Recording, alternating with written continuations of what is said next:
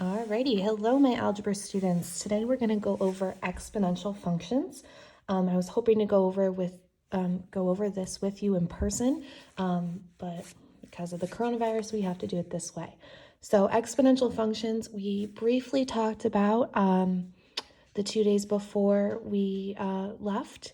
So an exponential function is a function in the form of y equals a times b to the x. So it is an exponential because the variable x is in the exponent.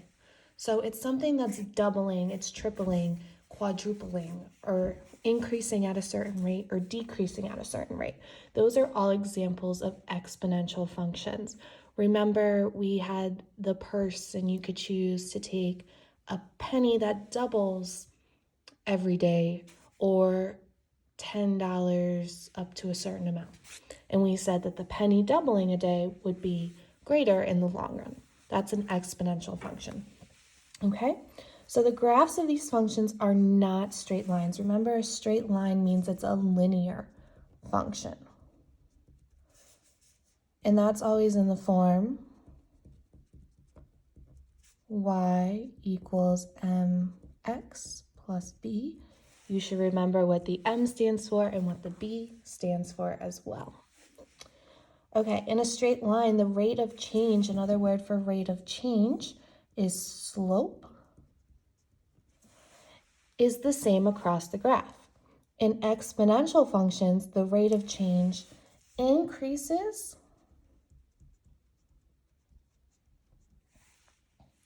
or decreases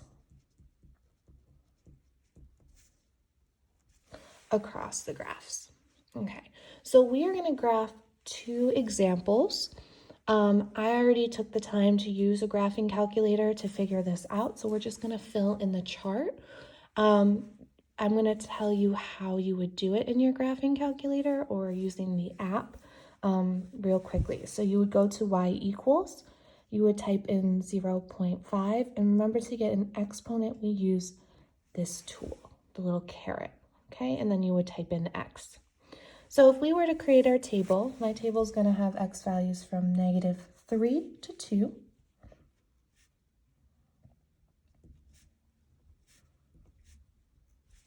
So when I got my table, I had this.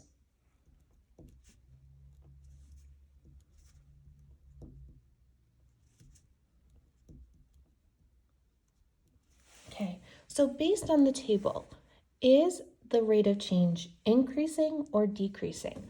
Are y values increasing or decreasing? They're decreasing. So this is an example of a decreasing rate of change. Okay. And I'm going to plot it over here, and you can see what it looks like. So exponential functions do not look like a line. They have a characteristic shape that you will see in 1 second. Well, maybe more than that because it takes me longer to graph.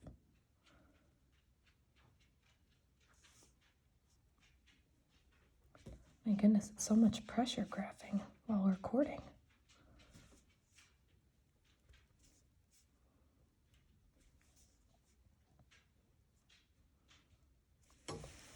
So we get something that looks like this, a little curve. You can connect the line, the points. Connect the lines, I'm losing my mind. You can connect the points. Okay, and there you go. So it has this characteristic shape of half a U, okay?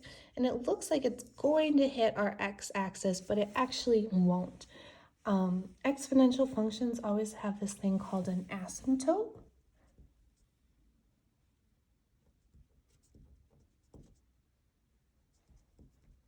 Probably spelled it wrong. It's called an asymptote. So it's a line that it looks like the function's going to hit but never does, okay? So there's always going to be a thing called an asymptote, okay?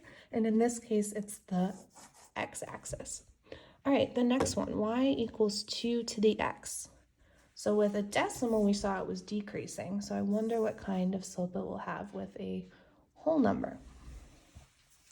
We're going to this time go from -2 all the way to 3.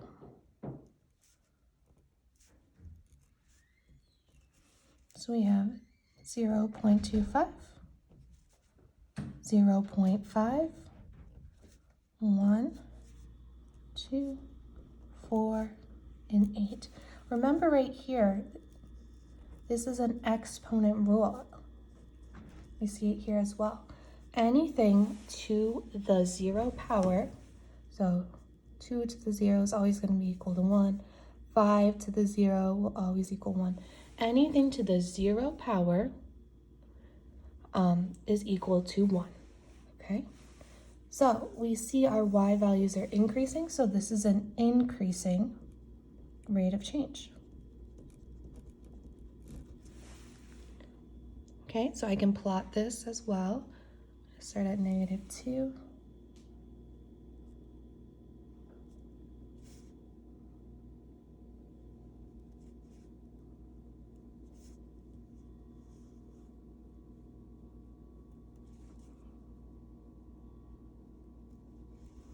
And we get something like that.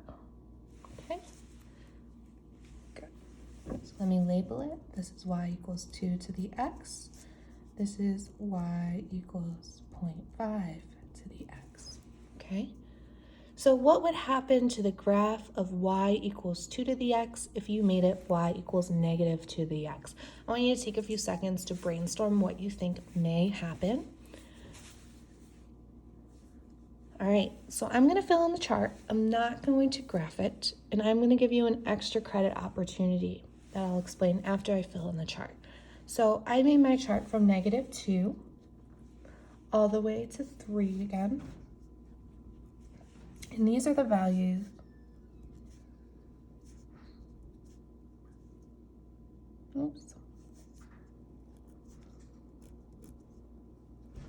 So I made it that long. And these are the values I got for y.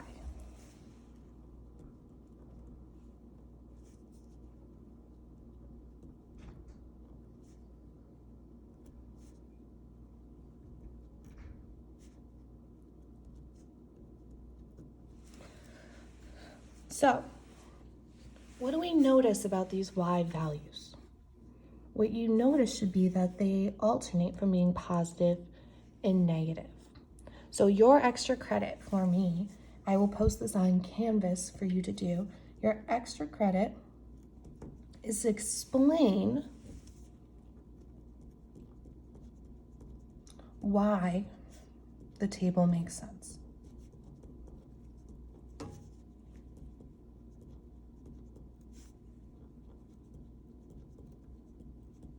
Okay, your extra credit is to explain why the table makes sense for this function right here.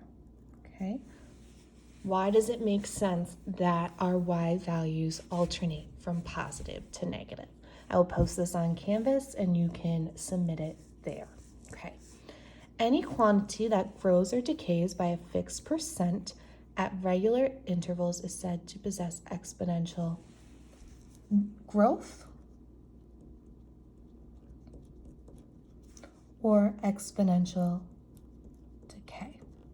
Okay, so here is the basic formula for exponential functions, which we wrote up here. This formula right here, we are going to use when they give us a situation where something is doubling, tripling, quadrupling, and so on and so forth. I don't remember. Is it quintupling for 5? That's the formula we're going to use, okay? So exponential blink can be modeled by the function y equals a times b to the x, for a is greater than 0. So a is our initial value, and b is greater than 1. So what they're talking about is this function right here. So exponential growth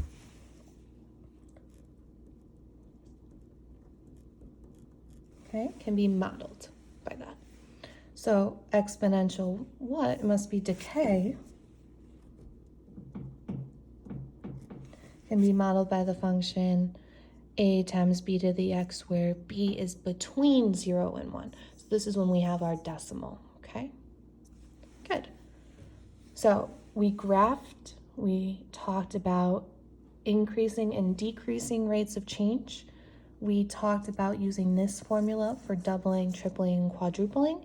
Next, we are going to do some examples after I show you 2 more formulas. Okay, so we saw y equals a times bx, that's for doubling, tripling, quadrupling, but there's also formulas for if we're changing by a fixed percent, okay? Remember, percents are out of 100. How we change a percent into a decimal, so say we had 5%, to change that into a decimal, we move our decimal point from behind the 5 to the left, so that equals 0.05, okay? So recall how to use percents from 7th grade. You need to know how to turn a percent into a decimal in order to be successful with this. So exponential growth, or when we see an increase, when we have our line going up like this, the formula for that is y equals a parentheses 1 plus r to the x, okay? Exponential decay is y equals a parentheses 1 minus r to the x, okay? I'm going to go through what a, x, and r are first before I tell you what some keywords are that indicate exponential growth and decay, because you're going to see these mostly in word problems, okay? So a stands for your initial amount.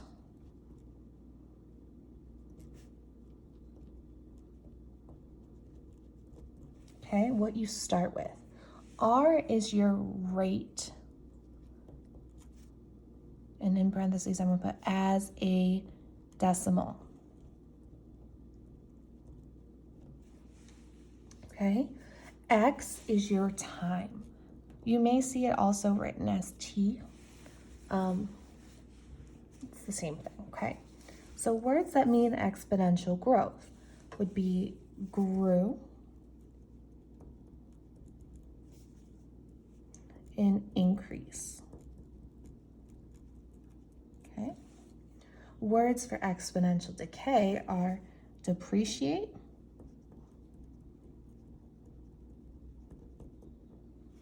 decrease, and half-life. So exponential functions you can use in science class when you're looking at the half-life of something that's radioactive, okay? So these are keywords that represent growth and decay. Here are the 2 formulas, and here are what each part stands for. So we're going to do these examples. First, we're going to underline what is important in each of the examples. Then we're going to label our A, our R, our X, and write the formulas. Okay? So suppose 2 mice live in a barn. The number of mice quadruples every 3 months. So quadruples is pretty important, right? Hawkeye, stop. Stop eating random stuff. I'm sorry, guys. I have to yell at my dog. Okay, so the number of mice quadruples, and I'm going to change it to not every 3 months to every month, okay? We want a lot of mice, so we're going to say every month. The function f of x equals 2 times 4 to the x models the situation. How many mice will be in the barn after 12 months? Okay, so it's a quadrupling. That's how it's changing, it's quadrupling. So we know we have to use f of x or y, they're the same things, equals a times b to the x. And they were nice enough to give us that. They told us that there was 2 mice, so that's why there's a 2 there. That's our initial amount. And they told us the rate that it's changing 4 times. The last thing we need to figure out how much there is is our x, which is our time, and they asked us for 12 months, so we're going to put it to the 12th. You can plug this into your calculator, and when you do that, you're going to get a lot of mice. So this equals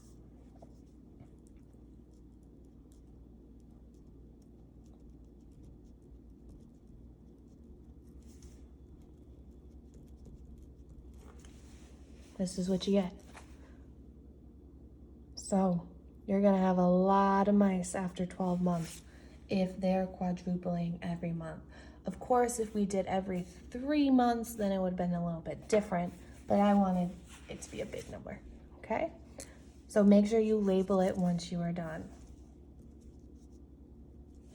Okay? Josie invested $500 in an account. So $500, this is what she starts with. So this is our A. Earning 5.25% annual interest. Determine the amount in her account after 18 years. So if you're earning interest, you're gaining money, okay? So this would be our R, and the 18 would be our X. So we are going to use this formula up here. It's exponential growth.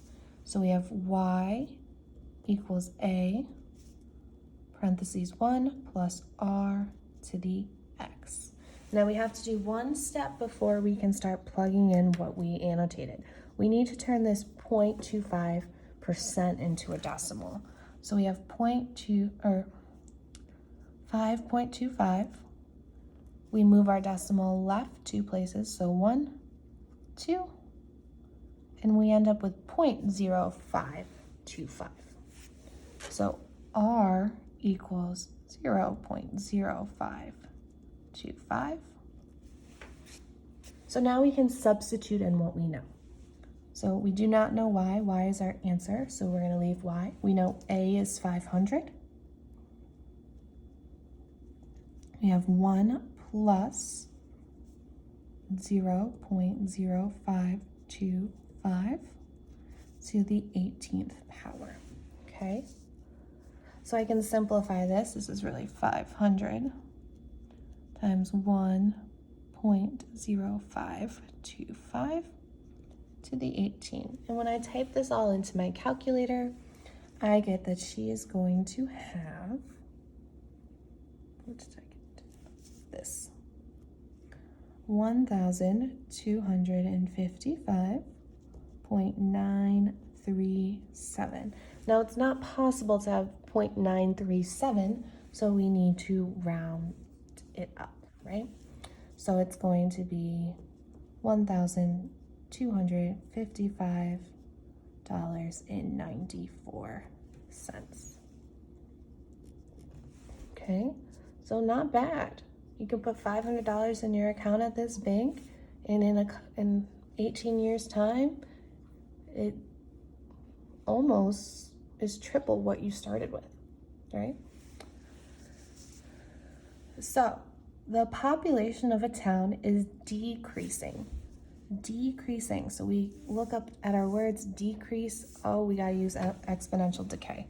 So Y equals A, parentheses 1 minus R to the X at a rate of 2.5%. So our R is 2.5%. That as a decimal is 0.025. If the population in the year 2000 was 28,000, so that's our initial,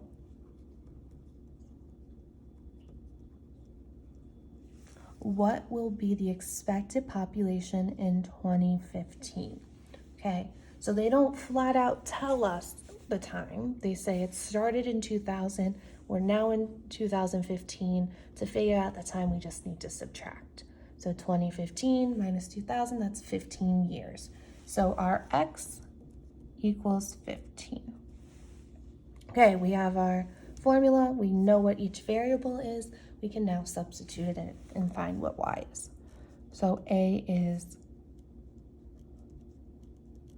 28,000, 1 minus 0.025 to the 15th.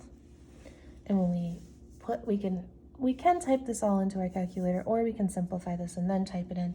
When we do that, we get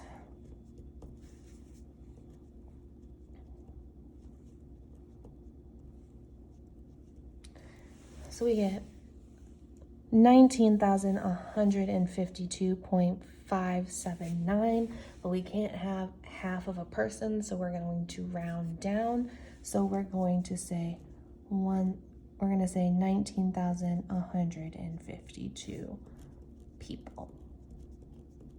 Okay, so this was growth that we did.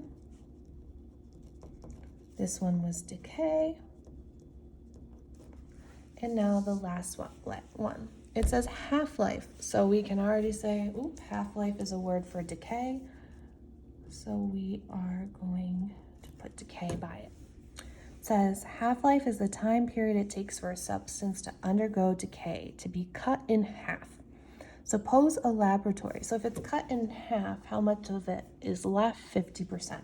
So our R is 50%.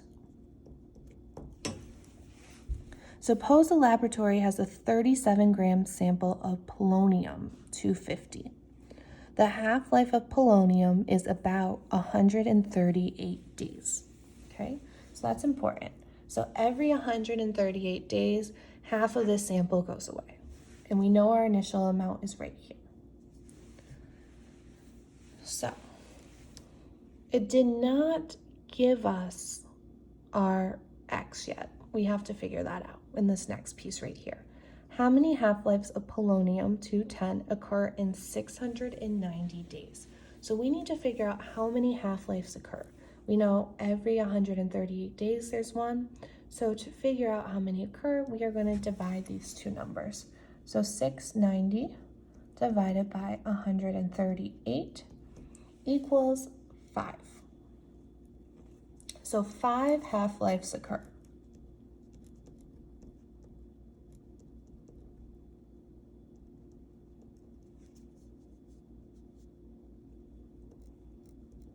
I know it's not grammatically correct, I'm sorry. So we now know what our X is. So this right here is our X. How much polonium is in the sample after the 5 half-lives? So we write down our formula.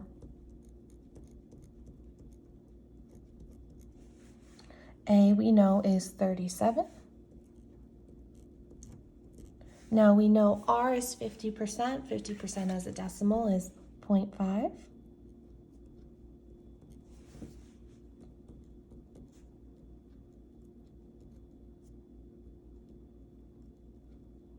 And X is 5. And when we plug that in to our calculators, we get 1.156. And in grams, we don't really say it to the thousandth, we say it more to the hundredth. So we're gonna say 1.16 grams. All right. So this is a whole lesson on exponential functions. We graphed them. We looked at their rate of change. We talked about the two types of exponential functions you can have, growth and decay, their formulas, and we did 4 examples. Remember, you have this extra credit opportunity that I'll be posting on Canvas, explaining why the table for y equals negative 2x makes sense. Why does it make sense that we're alternating from positive to negative? Okay, if you have any questions, please email me or text me. Remember, you are required to comment on this video. You can either text it to me or do it right below. All right, have a great one.